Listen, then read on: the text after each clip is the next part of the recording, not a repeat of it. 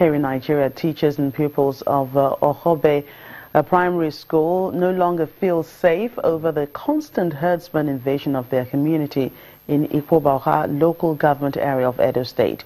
The headmistress told Channels Television that the herdsmen have turned the school premises into a grazing site. Meanwhile, residents of Ohobe community are appealing to the government to urgently address the problem of herdsman invasion. Ohowe Primary School is situated in the heart of Ohowe community in Ikwobaha local government area of Edo State.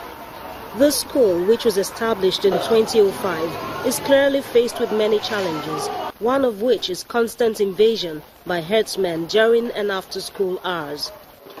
The headmistress of the school, Mrs. Stella Umesi, recently raised an alarm about the security threat posed by the trespassers. These people, they have not been entering into the class before with their cow.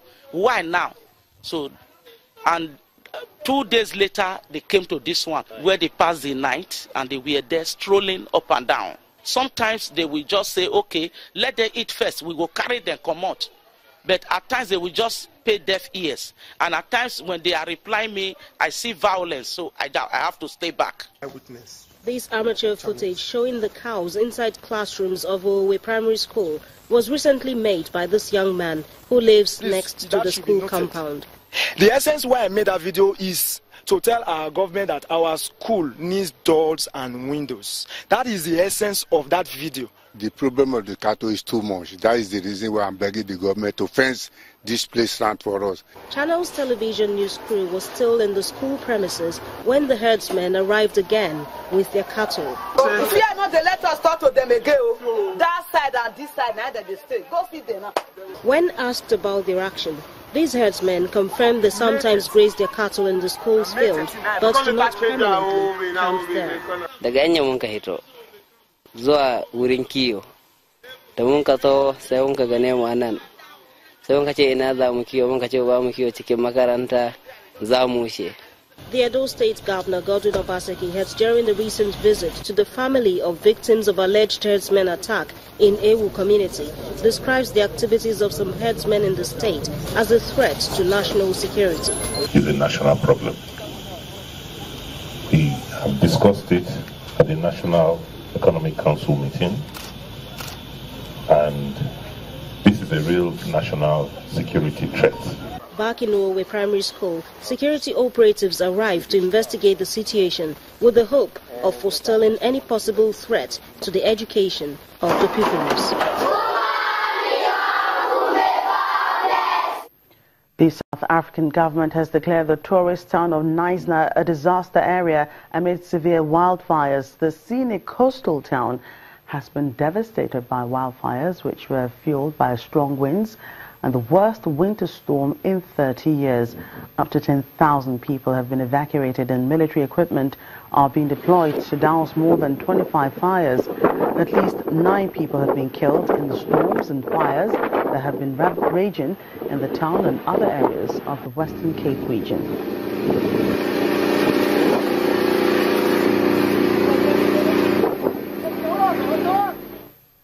Let's get more on this story from our South Africa Bureau Chief Betty Dibia, who joins us live on the program. You're welcome to Network Africa. Thank you so much. What does it mean for the government to declare Knysa a disaster area? Declaration of an area as a disaster area means that particular, or the local government or the provincial government in that area is not able to cope with the devastation of a particular disaster. In this case, I'm not quite sure it's been officially declared, because I understand the provincial authorities are going to meet to know whether it will be declared or ask the federal government or the national government to do so. But it means that they can tap into the resources of the national government, in this case, including funding and other material, to be able to cope with the devastation. At the moment, we understand that the fire up to a point is in Knysa. It's up to a point under control, but the water bombing continues, and we know that it's a natural disaster. You have, well, up to a point, you have the water bombing continuing, and if the wind directions don't change here and there, which may hamper what has been done, but they're trying to like put fire or water rather on the smoldering ashes or the wood in the area. From what you've heard, how long do you reckon the water bombing will have to continue to bring the fires under control? We understand from the local authorities, as I said earlier, the fire is under control up to a point. But you know, the fire has been spread by strong winds. There has been in that area, the Western Cape area. On one side you have storms in Cape Town, and on the other side, eastwards of the province, that's the Western Cape province, which is the closest to the sea for the country, you have the wildfires, the runaway fires. So from the fire authorities, we understand that it's been brought under control. To another story, in Britain, voters have delivered a stunning blow to Prime Minister Theresa May, wiping out her parliamentary majority and prompting calls for her to resign. Well, she has, however, refused those calls and instead obtained the Queen's permission to form a minority government with the Democratic Unionist Party of Northern Ireland.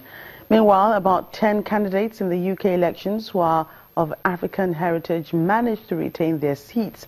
They are Helen Grant and has a Nigerian father. She won Maidstone and the Wild for the Conservative Party, taking 56.4% of the vote. Adam Afriyi, who has a Ghanaian father, also won Windsor for the Conservative, taking 64.4% of the vote. Mark Hendrick, who is British Somali, won Preston for the Labour Party, taking 68% of the vote. Chuka Umunna, who has a Nigerian father, won Streatham for the Labour Party, taking 68.5%. And Chi Ungura, who has a Nigerian father as well, won Newcastle Central for the Labour Party, taking 64.9% of the voting.